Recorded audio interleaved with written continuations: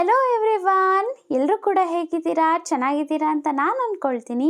ಇವತ್ತಿನ ಈ ಒಂದು ವಿಡಿಯೋದೊಳಗಡೆ ಏನು ಹೇಳ್ತೀನಿ ಅಂತ ಅಂದರೆ, ಯಾರೆಲ್ಲ ಹೊಸ ಬೈಕ್ ಆಗಿರಲಿ, ಸ್ಕೂಟಿ ಆಗಿರಲಿ ಅಥವಾ ಆಟೋ ಆಗಿರಲಿ ಕೊಂಡ್ಕೊಳ್ಬೇಕು ಅಂತ ಅಂದ್ಕೊಂಡಿದ್ದೀರಾ, ಎಲ್ರಿಗೂ ಕೂಡ ಭರ್ಜರಿ ಗುಡ್ ನ್ಯೂಸ್ ಅಂತಲೇ ಹೇಳಬಹುದು. ಯಾಕೆ ಅಂತ ಅಂದರೆ, ಕೇಂದ್ರ ಸರ್ಕಾರದಿಂದ ನಿಮಗೆ 10,000ದಿಂದ 50,000 ರೂಪಾಯಿಗಳವರೆಗೂ ಕೂಡ ಸಬ್ಸಿಡಿ ಅನ್ನೋವಂಥದ್ದು ಸಿಗುತ್ತೆ. ಇದು ಇವರಿಗೆ ಮಾತ್ರ ಮೀಸಲು ಆ ಥರ ಏನೂ ಇಲ್ಲ. ಎಲ್ರಿಗೂ ಕೂಡ, ಪುರುಷರಾಗಿರಲಿ ಮಹಿಳೆಯರಾಗಿರಲಿ, ಯಾರೇ ಕೂಡ ಈ ಒಂದು ವೆಹಿಕಲ್ಸ್ನ ತಗೊಳ್ತಿದ್ರು ಕೂಡ ಅವರಿಗೆ ಸಬ್ಸಿಡಿ ಅನ್ನುವಂಥದ್ದು ಸಿಗುತ್ತೆ. ಅಂದರೆ ನೀವು ಟೋಟಲ್ ಎಷ್ಟು ಪೇ ಮಾಡಬೇಕಾಗಿರುತ್ತೆ ಅಲ್ವಾ, ಅದರಲ್ಲಿ 50,000 ರೂಪಾಯಿಗಳವರೆಗೂ ಕೂಡ ನಿಮಗೆ ಕೇಂದ್ರ ಸರ್ಕಾರದಿಂದ ಜಮಾ ಅನ್ನುವಂಥದ್ದು ಆಗುತ್ತೆ. ಅಂತ ಅಂದರೆ ನೀವೇನು ಅದನ್ನು ಪಾವತಿ ಮಾಡಬೇಕಾಗಿ ಇಲ್ಲ, ಅವರೇನೆ, ಕೇಂದ್ರ ಸರ್ಕಾರದವರೇನೆ ಅದನ್ನು ಪಾವತಿ ಮಾಡ್ತಾರೆ. ಅಷ್ಟು ಉಳಿದಿರುವಂತಹ ಅಮೌಂಟನ್ನು ನೀವು ಪೇ ಮಾಡಬೇಕಾಗಿ ಇರುತ್ತೆ ಅಷ್ಟೇ. ಹಾಗಾದರೆ ಈ ಒಂದು ಉಪಯೋಗನ ಹೇಗೆ ನೀವು ಪಡ್ಕೊಳ್ಬೋದು? ಇವಾಗ ಹೆಂಗೂ ಕೂಡ ಅವಕಾಶ ಇದೆ ಅಂತ ಅಂದ್ಬಿಟ್ಟು ಮುಂದೆ ನೋಡೋಣ ಅಂತ ಅಂದರೆ, ಈ ಒಂದು ಆಫರ್ ಅನ್ನುವಂಥದ್ದು ಎಂಡ್ ಆಗಿರುತ್ತೆ. ಕೇವಲ ಕೆಲವೇ ತಿಂಗಳು ಮಾತ್ರ ಈ ಒಂದು ಆಫರ್ ಇರೋ ಅಂಥದ್ದು. ಅದಾದ ನಂತರ ನಿಮಗೆ ಸಬ್ಸಿಡಿ ಅನ್ನುವಂಥದ್ದು ಸಿಗೋದಿಲ್ಲ. ಪ್ರತಿ ಎಷ್ಟು ಇರುತ್ತೆ ಅಲ್ವಾ ನಿಮಗೆ, ಅಷ್ಟು ಕೂಡ ನೀವೇ ಪಾವತಿ ಮಾಡಬೇಕಾಗಿ ಇರುತ್ತೆ. ಇದಕ್ಕೆ ನೀವು ಎಲ್ಲಿನೋ ಅರ್ಜಿ ಹಾಕಬೇಕು ಅಂತ ಏನೂ ಇಲ್ಲ. ನೀವು ಎಲ್ಲಿ ಈ ಒಂದು ವೆಹಿಕಲ್ಸ್ನ ತಗೊಳ್ತೀರಾ ಅಲ್ವಾ, ಅಲ್ಲೇ ಶೋರೂಮಲ್ಲಿ ನೀವು ಕೇಳಬೇಕು. EMPS ಅಂತ ಒಂದು ಹೊಸ ಯೋಜನೆ ಬಂದಿದೆಯಂತಲ್ವಾ, ಅದ್ರ ಕೆಳಗಡೆ ಕೊಡಿ ಇದನ್ನು ಅಂತ ಹೇಳಿದಾಗ ಅವರಿಗೆ ಗೊತ್ತಿರುತ್ತೆ, ಅದ್ರ ಬಗ್ಗೆ ವಿವರವಾಗಿ ಹೇಳ್ತಾರೆ. ಸೊ ಟೋಟಲ್ ಎಷ್ಟು ಬಿಲ್ ಆಗಿರುತ್ತೋ ಅದರಲ್ಲಿ ಈ ಒಂದು ಸಬ್ಸಿಡಿ ಹಣನ ಬಿಟ್ಟು ಬೇರೆ ಉಳಿದಿರೋ ಅಂಥದ್ದನ್ನು ನೀವು ಕಟ್ಟಬೇಕಾಗಿ ಇರುತ್ತೆ.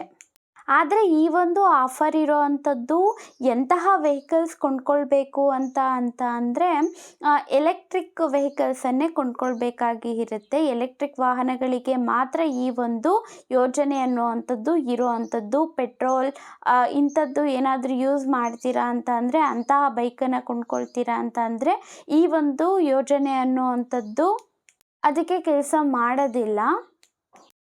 ಆದರೆ ಎಲೆಕ್ಟ್ರಿಕ್ ವಾಹನಗಳು ಯಾರೆಲ್ಲ ಕೊಂಡ್ಕೊಳ್ಬೇಕು ಅಂತ ಅಂದ್ಕೊಂಡಿರ್ತೀರಲ್ವ, ಅವ್ರಿಗೆ ಈ ಒಂದು ಚೆನ್ನಾಗಿರುವಂತಹ ಅವಕಾಶ ಸಿಕ್ಕಿರುವಂಥದ್ದು. ಈಗಾಗಲೇ ಎಷ್ಟೊಂದು ಜನ ಎಲೆಕ್ಟ್ರಿಕ್ ವೆಹಿಕಲ್ಸನ್ನು ತಗೊಂಡಿದ್ದಾರೆ, ಓಡಿಸ್ತಿದ್ದಾರೆ ಕೂಡ. ಆದರೆ ಒಂದಷ್ಟು ಜನ ಏನಾಗುತ್ತೆ ಅಂತಂದರೆ, ಯಾವಾಗಲೂ ಕೂಡ ನಾವೇನು ಮಾಡಬೇಕು, ಚಾರ್ಜ್ ಮಾಡಿಕೊಂಡು ಮಧ್ಯದಲ್ಲಿ ಏನಾದರೂ ನಿಂತೋದ್ರೆ ಏನು ಮಾಡೋದಕ್ಕಾಗುತ್ತೆ, ಅದಕ್ಕೋಸ್ಕರ ಎಲೆಕ್ಟ್ರಿಕ್ ವೆಹಿಕಲ್ಸನ್ನು ತಗೊಳ್ತಾ ಇಲ್ಲ. ಆದರೆ ಎಷ್ಟೊಂದು ಕಡೆ ಈ ಒಂದು ಎಲೆಕ್ಟ್ರಿಕ್ ಸರ್ವಿಸ್ ಕೂಡ ಇದೆ. ಇದರಿಂದ ಏನು ಮಾಡ್ಬೋದು, ಅಲ್ಲಲ್ಲಿ ನೀವು ಚಾರ್ಜ್ ಕೂಡ ಮಾಡ್ಕೊಳ್ಬೋದು. ಆದರೆ ನಿಮಗೆ ಹತ್ರದಲ್ಲಿ ಈ ಒಂದು ವ್ಯವಸ್ಥೆ ಇಲ್ಲ ಅಂತಂದರೆ ನೀವು ಯೋಚನೆ ಮಾಡಬೇಕಾಗಿ ಇರುತ್ತೆ, ಇದನ್ನು ತಗೊಳ್ಬಹುದಾ ಇಲ್ವಾ ಅಂತ.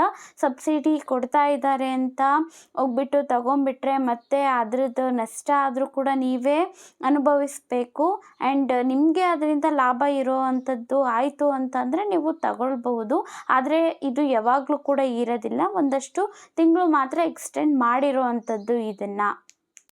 ಹಾಗಾಗಿ ಯಾರೆಲ್ಲ ಎಲೆಕ್ಟ್ರಿಕಲ್ ವೆಹಿಕಲ್ಸ್ ತಗೊಬೇಕು ಅಂತ ಅಂದ್ಕೊಂಡಿದ್ದೀರಾ, ಅವರು ಈ ಒಂದು ಅವಕಾಶವನ್ನು ಉಪಯೋಗ ಮಾಡ್ಕೊಳ್ಳೋ ಅಂಥದ್ದು ಒಳ್ಳೆಯದು.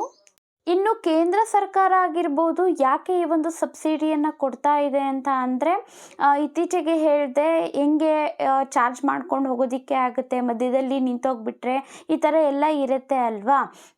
ಈ ಥರ ಅಂದ್ಕೊಂಡ್ಬಿಟ್ಟು ಜನ ಕೊಂಡ್ಕೊಳ್ಳೋದನ್ನು ಕೂಡ ಕಡಿಮೆ ಮಾಡಿಬಿಡ್ತಾರೆ. ಆದರೆ ಎಲೆಕ್ಟ್ರಿಕ್ ವೆಹಿಕಲ್ಸನ್ನು ತಗೊಂಡ್ಲಿ ಅಂತ ಅದನ್ನು ಉತ್ತೇಜನ ಮಾಡೋದಕ್ಕೋಸ್ಕರ ಕೇಂದ್ರ ಸರ್ಕಾರ ಈ ಒಂದು ಆಫರನ್ನು ಕೊಟ್ಟಿರೋ ಅಂಥದ್ದು.